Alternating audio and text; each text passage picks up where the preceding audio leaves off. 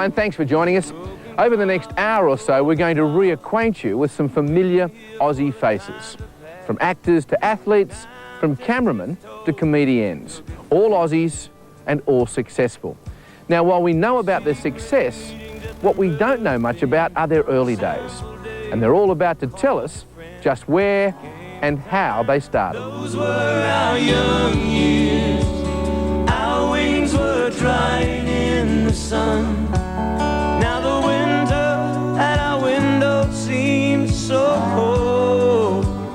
Those were our young years. Almost 20 years ago, a young man was deciding what to do for a career. Now, as fate would have it, his sister decided for him. And Mel Gibson ended up on this very stage here at the National Institute of Dramatic Art in Sydney. As a child yourself, did you ever harbour thoughts of becoming an actor? When I was a kid, well, I think all little kids are actors. They play games and pretend to be someone else. And, you know, this time I'm, you know, John Wayne, and this time you're Sitting Bull.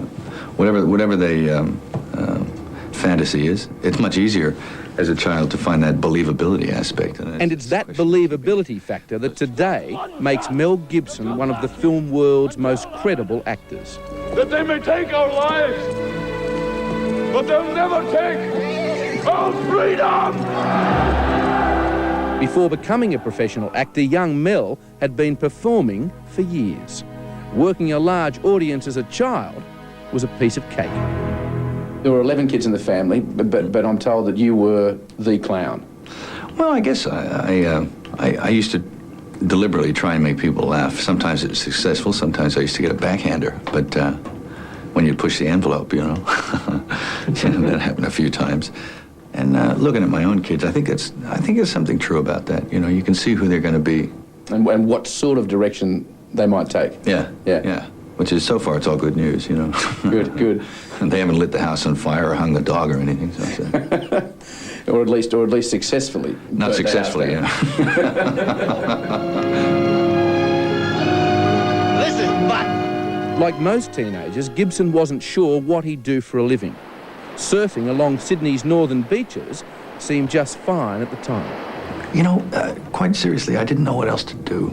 And I was in that place in your life when they say you choose a career, choose a vocation, or society says that. Nobody actually said that to me, but... And you were actually thinking of being a journalist at one stage, weren't you? Oh, yeah. God forbid. Boy, weren't you lucky? Yeah.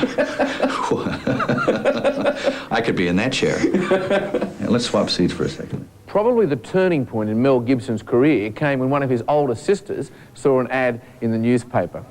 She sent in an application form for him to become a student here at the National Institute of Dramatic Art, where they teach you how to act.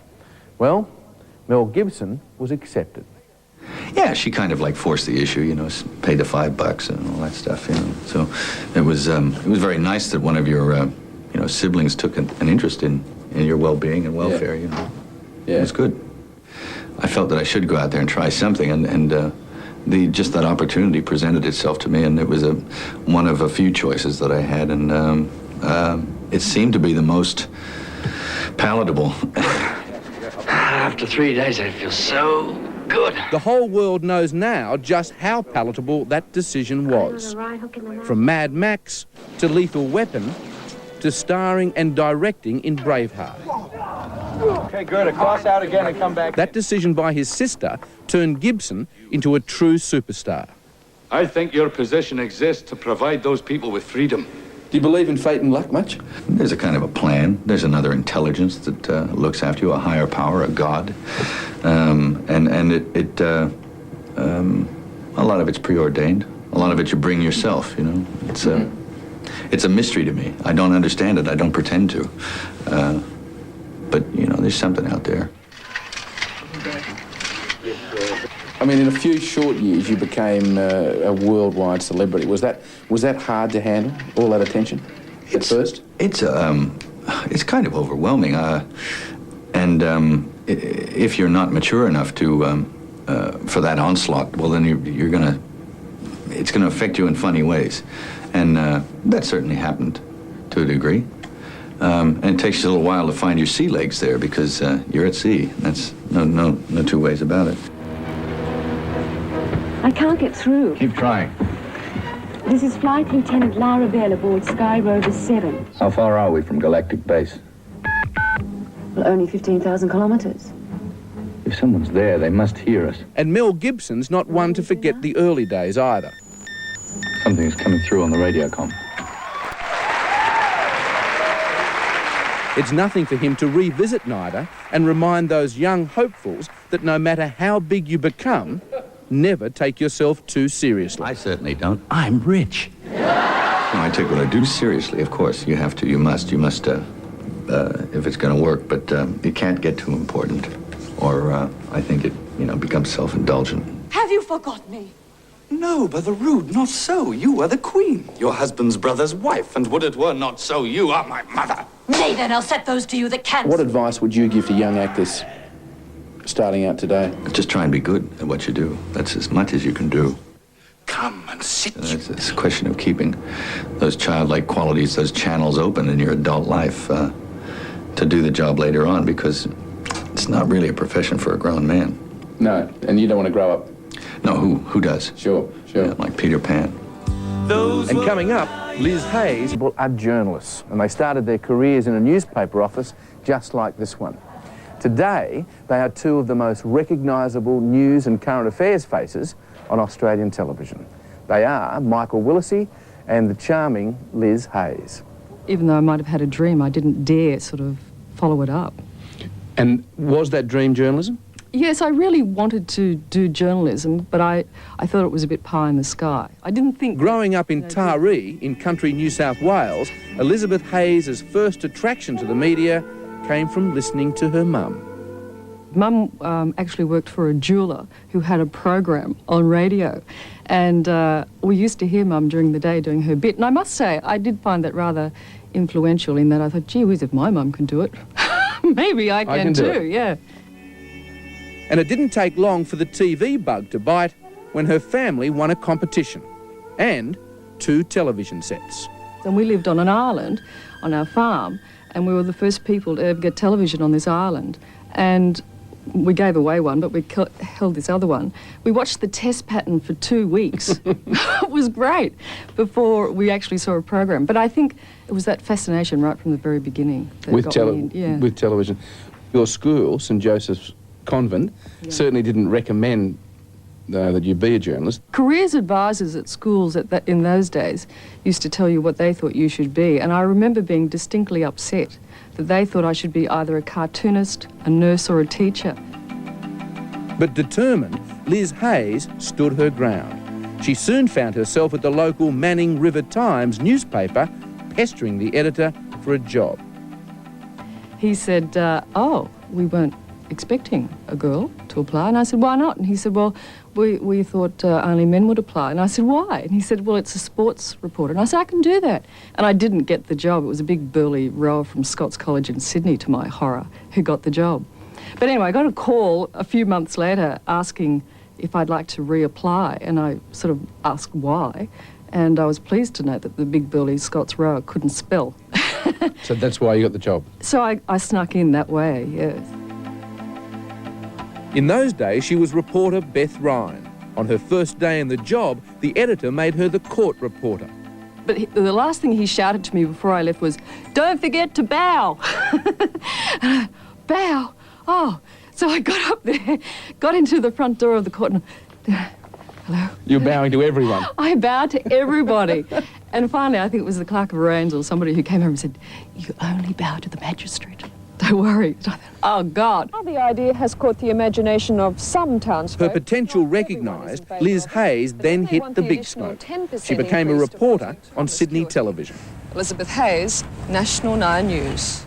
I didn't realise it would be about me being on camera as well until, you know, I had to learn what a stand-up was, a piece to camera, which to my horror meant that I personally had to speak, which was a bit scary. Glad you can be with us on today, and good morning, Liz Hayes. Good morning, Steve Liebman, and good morning to everybody, especially... I never really thought that I would get to where I got to. So a lot of fate and luck? Oh, absolutely. I'd like to say, God damn, I'm clever. But I was really lucky in a lot of situations, yeah. Also this morning, capital punishment. I know you get lots of letters from young adults asking you about how you got into journalism and your advice. What do you tell them? I tell them to knock down every bloody door they can find that might say, you know, radio station, television station, newspaper, and don't be frightened of going to outer Mongolia.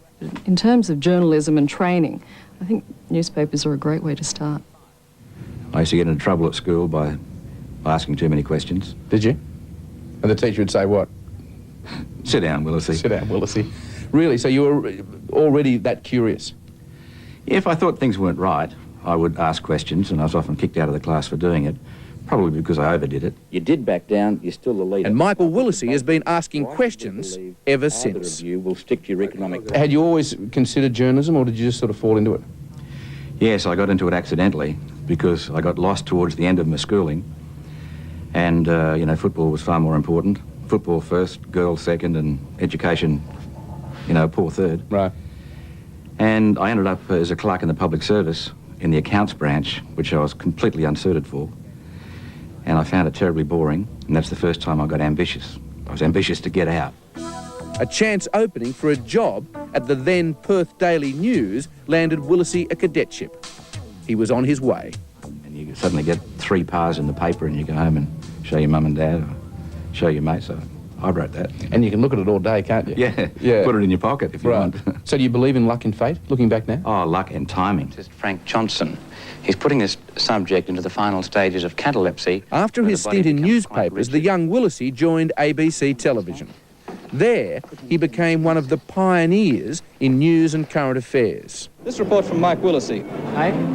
But not everything came naturally. LA? I mean, I was quite terrified. I used to have pretty serious nervous attacks before I went on air because I didn't really know what to do. A lot of problems in such a plan. Because I was insecure about my ability as an interviewer and presenter, I watched everybody like a hawk and took notes, and this fella's good at this and he's got a weakness there, and that was a poor interview because of this reason. So I started analysing interviews. I started teaching myself.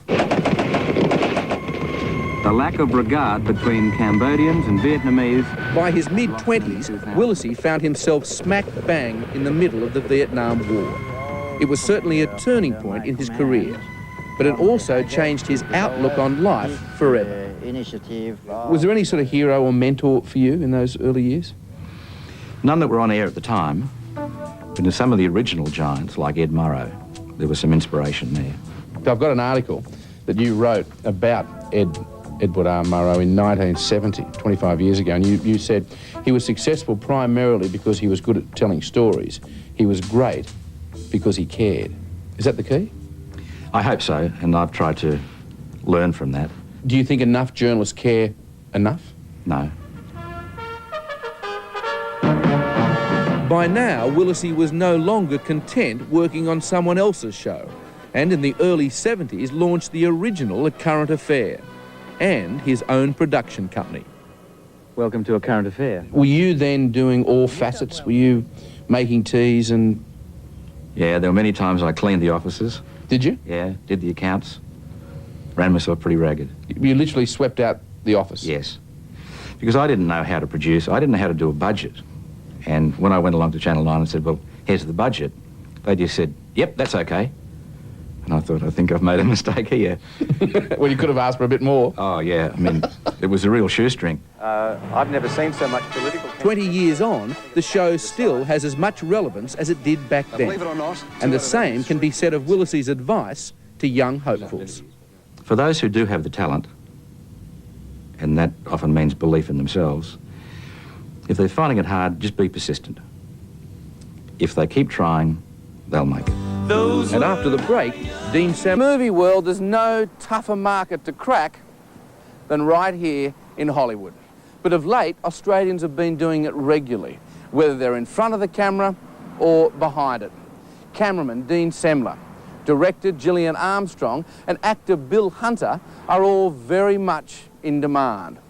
And when you consider just where each of them started, it's all the more remarkable just how far they've come. And the Oscar goes to Dean Semler, Dances with Wolves.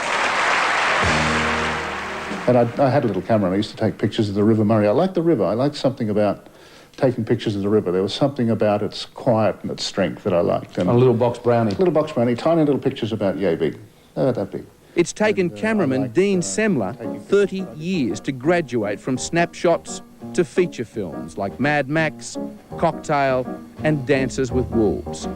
But it all started back in Adelaide when his sister helped him get a job at Channel 9. I was in the studio one day and one of the news guys came down and said, you know how to use a camera? And I said, what sort of? And they said, 16 mil. I said, me? Sure.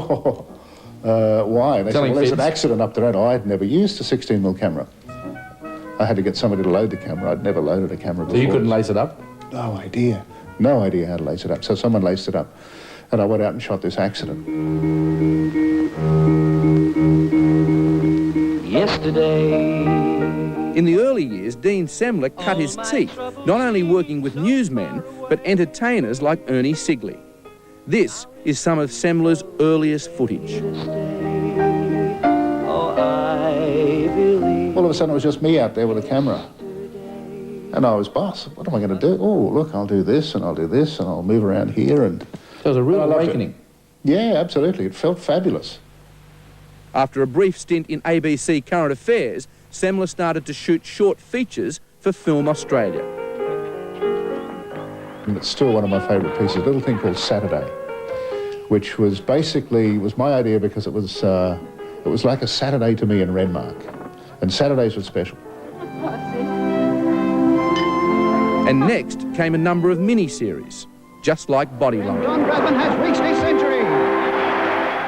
Now, by the time you made Mad Max 2, you'd already had, what, an apprenticeship of 20 years?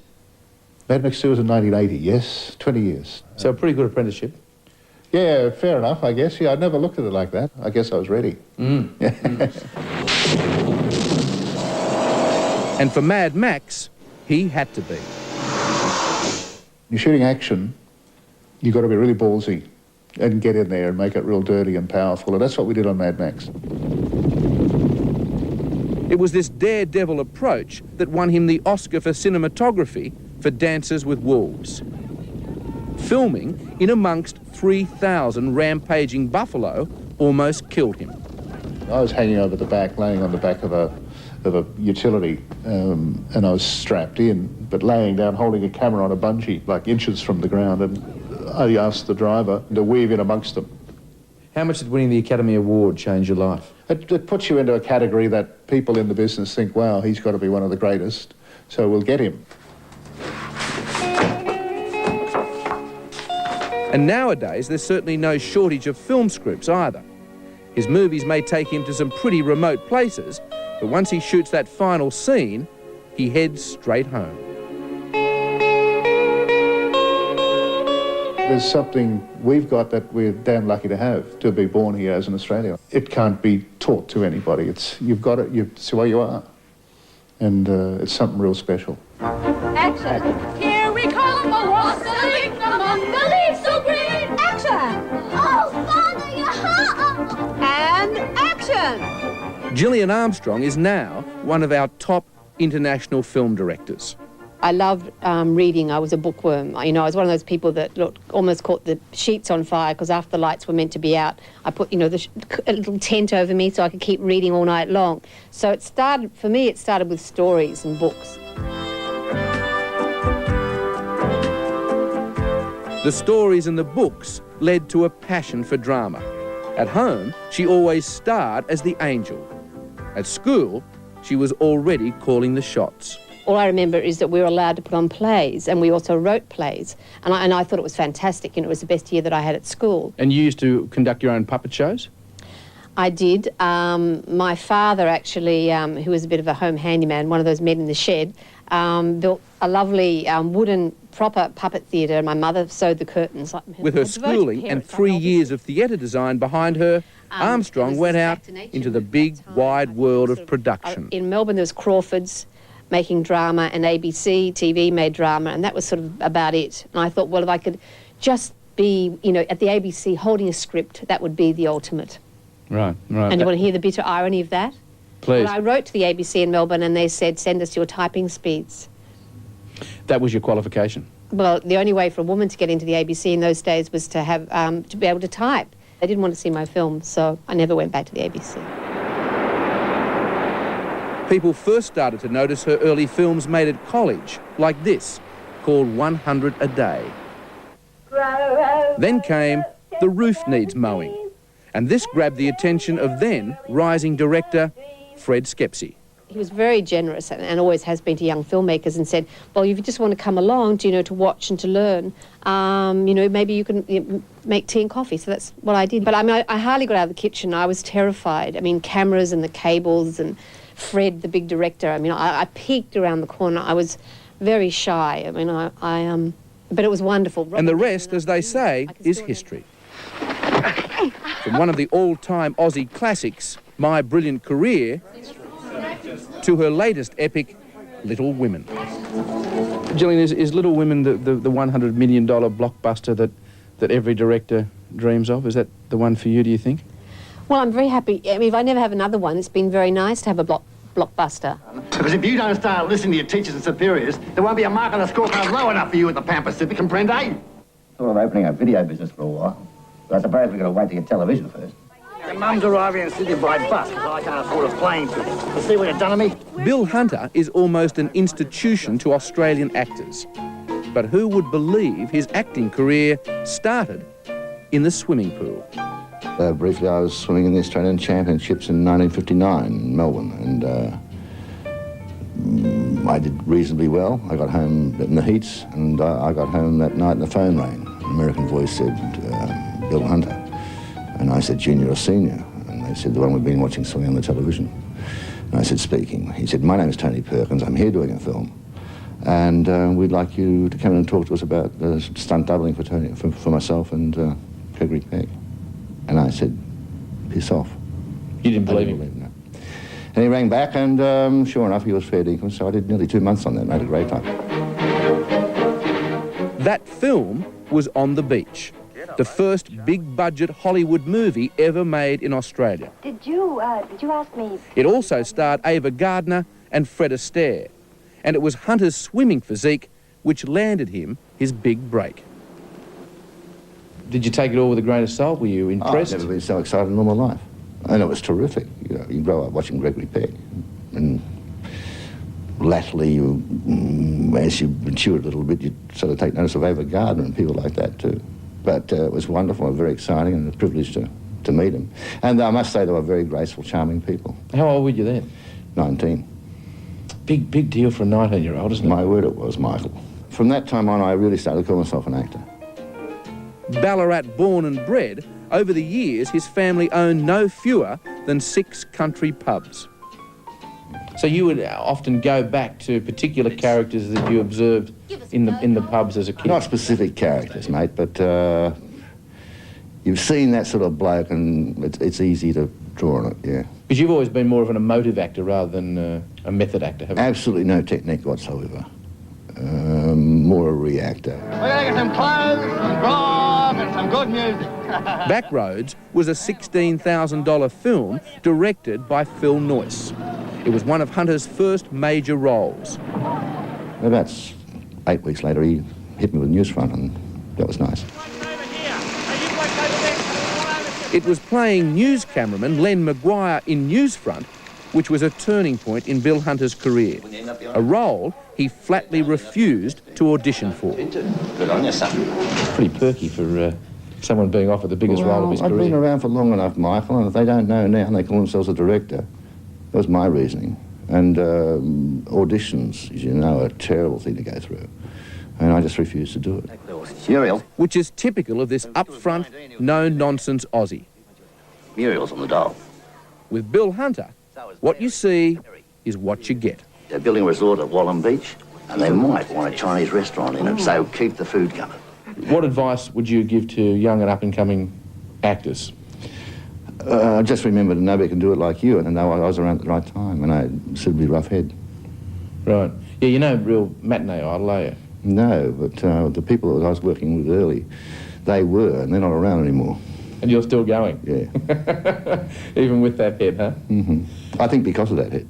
Bill, thanks for your time and good luck. Thank you, Michael. And coming up, Melinda Gainsford. Next to Australians are sports people who are not only totally dedicated now, but, as you're about to see, have truly loved their respective sports since they were toddlers. Tennis star Patrick Rafter and world champion athlete Melinda Gainsford. And did you actually dream about the Olympics, going to them? Yeah, I think you do as a child. It's like your wildest dream. I'm never thinking it was going to come true. Even before Melinda Gainsford could walk, she always wanted to run.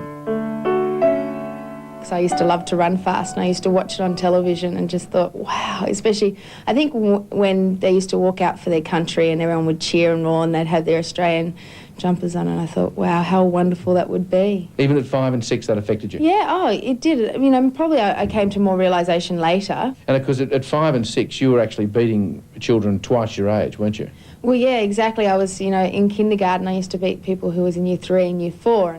Her winning ways continued, and it wasn't long before she struck up a special relationship with one of Australia's most respected athletic coaches. Jackie Burns has been there for Melinda ever since. So around age 8, that's when your beloved Jackie Burns hit town. That's right, and it was a really big deal at the time because I wanted to learn what we do now, the crouch start, and I knew I had to put out a special performance this day. So I remember I was running along and I looked to the side and I thought, is she watching? And she didn't take much interest at all. So I was very disappointed that afternoon and went home and thought, oh well, I'll have to try again, find someone else, and then I got a phone call that night. So Jackie has been coaching me ever since. Because the Gainsfords lived in the country, her coach's training schedules weren't exactly what you'd expect from a future world champion. She coached me by correspondence there for a long time. How are you coached by correspondence? Well, she used to write down, on a paper programs, etc. And I used to just follow them. And I had my overseer was my father. He used to make sure I'd do it. Sometimes he'd try to make me do extra. By the time she'd reached her teens, no one her age could get anywhere near her. Fastest 14-year-old in the world. Yeah, which is, I look back at it now, I think, wow, because I ran 23.8, and I know a lot of girls in like our Open National Final this year didn't run that fast. So, at the time I didn't realise, it was like, oh yeah, I love doing this. But no amount of love could prevent injury or being overweight, which brought Melinda and her dominance to a complete standstill. And I put on heaps of weight, went through puberty, and it's the terrible times, I remember them as. Any thought of quitting? Oh yeah, well I think mainly because I didn't really know if I was going to come back, but I think what I was really lucky was that Jackie was there, my coach, and she never sort of gave up or anything, and I had a lot of hard sessions, and I got back to the track and people didn't even recognise me. That's how much I'd changed. And I had a lot of criticism, about my weight, and by that stage we had to get out in bodysuits, which was probably even worse. But, I worked hard and, there was a lot of tough times there. Melinda Gainsford cuts a very different figure in a bodysuit these days. Earlier this year, she won the 200 metres at the World Indoor Championships. Gainsford tying up, Davis going back at her and at the line. The Australian takes... You had a big year in 95. Yeah, it has been quite a big year. I just think I've gone into every race relaxed and people going, you've won 13 out of 13 or whatever, which is really, I suppose, quite incredible. Especially when I'm running against someone like Kathy Freeman. So, and everything's going to culminate next year in Atlanta for you, I guess? Yes. So what advice would you give to young hopefuls wanting to follow in your steps? I think sometimes there's too much emphasis on winning, and if you lose or come second, that means you're a loser, which isn't the case at all. All it means is that if you do want to win, that you have to try that little bit harder. Pat, I think people like you so much because of your even-handed temperament and your sportsmanship. How important do you think they are for tennis? I mean, that's the way I got brought up through my family. They said, you got to accept defeat, and I suppose I had a lot of that, and I was used to it. Pat Rafter's upbringing has a lot to do with his success. His was a close family, as these early videos of the toddlers show. He loved the outdoors. But even at this age, he loved nothing more than to go to his big brother's tennis lessons. I used to go every day. And why didn't you have a lesson? Oh, you know, at that time, I think, you know, there's a lot of troubles financially, and my parents were doing the best for us at that stage. And 9 children. Yeah, exactly. With 9 mouths to feed, Pat knows just how much his parents, Jocelyn and Jim, have sacrificed to help him get where he is today. Is it true that you had the same pair of $14 tennis shoes for 2 years? Well, we used to stop in at, was it Target? I think it was Target. We used to stop in it and get these Super 7 shoes. I think they're just plastic shoes, pretty well, and I used to love them. And had one pair for 2 years? I said it would have lasted a fair while back then, probably close to it. And Mum used to make all the clothes up and put little crocodiles on my clothes. Did she really? Yeah, it used to be to make them look like Lacoste. Yeah. Is that right? And when it came to teaching the young Rafter about sportsmanship on the court, well, that's where his dad took over. No, it must have been, 10, 11. I was playing a really big kid, and I think I was winning the first, and I was down the second or something, and I started just throwing an absolute fit, and he said, "That's it." And walked onto the court. He got me and dragged you off. And took me off. That's it. Pretty embarrassing. It was, yeah, especially at that age. And you learn from that? You do. There you go. Is his pet? Yeah.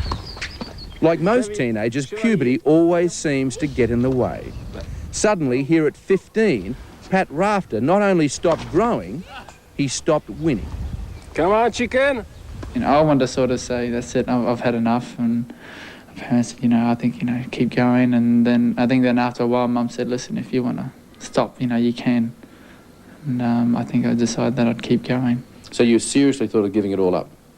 Yeah, you know, yeah. So looking back, I mean, perhaps even being a bit of a David up against these Goliaths really helped you overall? I think it did. Having already removed 8th seed Wayne Ferreira, Wimbledon champion Sampras was an even bigger target. Was that your most memorable match? Yeah, at this stage it is. Is it? Yeah. Bit of a buzz being #1 in the world, isn't it? Yeah. Gritting his teeth, Rafter upped the tempo for the second set. Pat Rafter's goal this year is not an easy one, to be among the top 10 players in the world. For the moment, he'll have to contend with his most recent win, being voted the sexiest player here at Wimbledon. It must be hard, I guess, not to get a big head when you're being called a sex god, Saint Pat, pop idol, and everyone talking about Rafter mania. Right. How do you cope with that? I generally get back to Australia. I have 8 brothers and sisters who will cut me down very quickly. They're very good at that. Well, good luck for the rest of 95 and for 96. Thanks, Mike. And after the break, Elle, Kylie and Magda. They say if you can make it here, you can just about make it anywhere. Well, our next guests are 3 Aussie girls who've made real names for themselves in 3 very different fields. Actor-singer Kylie Minogue, comedienne Magda Szubanski, and model-turned-businesswoman Elle McPherson, who for the past 10 years has blitzed them here in New York. Absolutely not. I had no idea that I would be doing the type of things that I'm doing today. And I certainly had no ambition to either. It was like the last thing on my mind.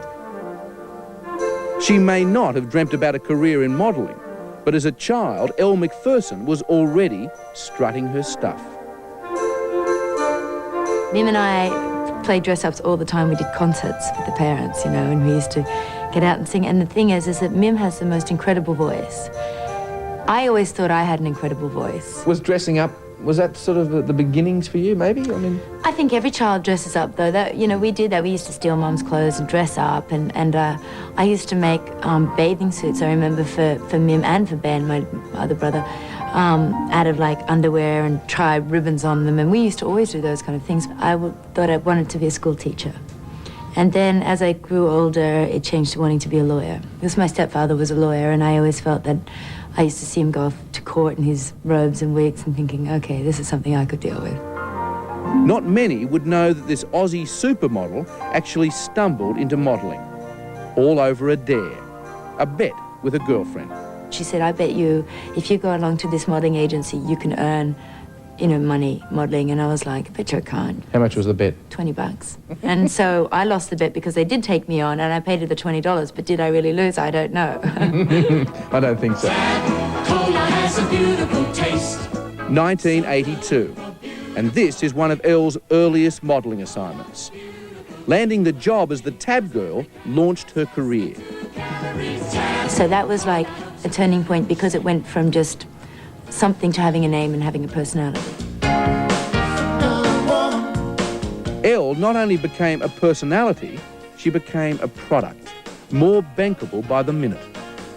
The cover of Time, I think, was a pretty big turning point because I think that people in a business sense started to take me more seriously. They saw the product as having potential and therefore employed me to sell their products. So that was a turning point. Cover of Sports Illustrated would have to be another one. 4 times? 4 times. Actually 5 times. Which is, nobody's ever done that. An Australian girl conquers American sports. Elle Inc. is now so big she no longer has to promote the products of others. She promotes her own. Lingerie, restaurants, fitness videos. Now these might be hard to do, but they're really, really good. I don't really have these girls. Then came the movie roles. He's exhausted. The tab girl turned supermodel has truly become a super business. So what's your advice to all those beautiful young hopefuls out there who want to be like Elle McPherson? I would say don't want to be like Elle McPherson. Be yourself is the most important thing. I find that I've had an extraordinary, fortunate career and I just feel very, very lucky and I'm blessed. And at that time, funnily enough, Olivia Newton-John she was it, you know. She was just gorgeous and I wished I could be like her. 9 years old, you know, that was where it was at. Like I sang into the hairbrush and I kind of like dreamt that I'd be discovered one day. Well, Kylie Minogue certainly didn't have to wait long. That same year, she made her acting debut here in a show called Skyways. I'll let him go first. Please don't play them. Why, are they that bad? Yeah. Which one do you want? What's that one like? And another young actor with a big future was working right by her side, Jason Donovan. We could have a decision. Don't rush me. You know, he had this chubby face and a little bowl haircut and I had big buck teeth and long blonde hair. And we had this plane crash and it was really awful, but it was a good start. They were trying to find someone for a role in The Sullivans, and which, of course, we all grew up with. And they asked if my sister could go in, and my mother said, well, can I bring both the girls in? I don't want any bickering or anything. So we both went, and I got that role. What's the matter? Everything. Just leave me alone, please. By the time the young teenager joined another series, The Henderson Kids, she made a decision that would eventually change her life. And it was during that time that I became more interested in singing, just because another girl who was on the set, Nadine Garner, we used to always sing together. And it was the first time I remember that I harmonised. So the money that I made from Henderson Kids, which probably wasn't a lot, I put into making a demo of 3 songs, and I was having singing lessons. So, I mean, God, as I'm speaking about it, I guess I did make efforts to head in this direction. Hi. Hi. By 1987, and Neighbours, Kylie was well on her way to establishing herself as one of the most popular young actors in Australia. Charlene White, Kylie Minogue. Yes, it's Kylie Minogue, locomotion. A mantelpiece full of Logies. But she only stayed with the soapie for 2 years. I remember seriously taking a few months to decide to leave, because in a way it seemed quite foolish to leave the #1 show and you know, it was doing so well. But my instincts were saying, go, do something else. And they were right. Thankfully they were, yeah. Locomotion put Kylie Minogue's singing career right on track. It was a huge hit. As for her acting, she soon switched from television to film and starred in The Delinquents. Did that change you or your career motives much? Drastically. Did it? It's very much a turning point in my career. And from that point, I had a lot more confidence. So this is Hollywood. This is what you want to conquer? It would be nice, yeah. Here in Los Angeles, Kylie has now set her sights on cracking the giant American markets in singing and acting. But at 27, they are not her only priorities. The choice is yours. Gosh, well, I guess next on the agenda would be a family. Yeah, so you're getting clucky? Terribly. I find my gaze lingers just that little bit longer on infants and babies, and I never used to. I was like, yeah, babies. But, yeah, it's a nice feeling. Just as Kylie once asked advice from everyone else, well, others with that same dream to be discovered are now looking to her. The youth of today, they've got everything going for them, so... God, I sound old saying that. The youth of today, the youngsters. I'm not even 30 yet. But so yeah, go out and get it. Go out there and get it. I think I was probably a bit earnest, maybe. Serious? Oh, not like painfully serious, I don't think, but, you know, I certainly had no intention of, you know, a career in comedy, but then I don't... As that intense young girl, Magda Szubanski was more intent on becoming a doctor. And not just any doctor. And you really wanted to be a brain surgeon? Yeah, I was just obsessed with it. I just found it really fascinating, and I was probably a little bit ghoulish. And my brother egged me on. He used to bring home big jars of sheep's eyes, which made it seem all that much more attractive. And you used to dissect them? Yeah, we did. Oh, lovely. Eventually my mother had to say, they've got to go. Attention, please, everyone. Listen up. Attention, please. One of Magda's real strengths in comedy has always been her mimicry. Do you, Jimmy? She's used it since she was a child, often out of need rather than choice. That's a real family thing, and that might even be a consequence of coming from England and having an English accent and getting so ragged about it that I had to, you know, adopt an Australian accent. So you get used to tuning your ear, but also, like, my father's Polish and my mother's Scottish, so I'm really used to hearing different accents. You know, other people say, I want to be a fireman, I want to be, you know, well, like I said, a doctor, you don't ever think, oh, I want to wear funny wigs and silly dresses and go on and make a complete ass of myself. Like so many of Australia's leading comics, Magda was at university when someone offered her a stage role. A friend of mine knew somebody who was putting on a show in this tiny theatre about circuses, and I was in fact approached to be the fat lady in the circus, and I ummed and ahed, and I was actually a little bit lighter then than I am now, and I ummed and ahed about it, and I thought, oh look, bugger it, I've just got to throw myself in the deep end. It was never a thing of, like, you know, going to stand-up school or, you know, and I think that actually in some ways we benefited from not knowing the rules, because you're not even deliberately breaking them, you're just like, you don't know them, you know. I can get by without my marijuana. Magda's first big break came when she was offered a part in the groundbreaking ABC comedy series D-Generation. I really didn't want to do it. I was really sort of, I had this, you know, real kind of anti-television sort of a thing. And Rob Sitch just kept coming back to my place. It eventually wore me down. I went, oh, all right, I'll do it. It's so forceful, so virile. I was a bit, you know, young, and everyone thought that basically TV was crass and crap. And now here I am. Crass and crappy. Crass and crappy, exactly. And I'm loving it, darlings, loving it. How many times would you say that you have been punched in the ring?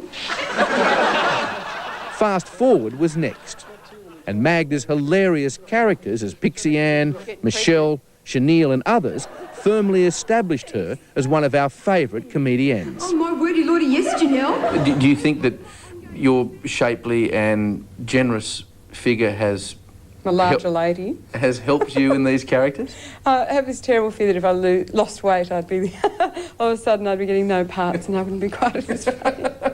Sometimes I see myself and I think, Magda, a little bit of pride and a little bit of shame wouldn't go astray, but, you know, in that moment when you think, oh, I've got to make this a bit funnier, you know. But it certainly doesn't worry you. No.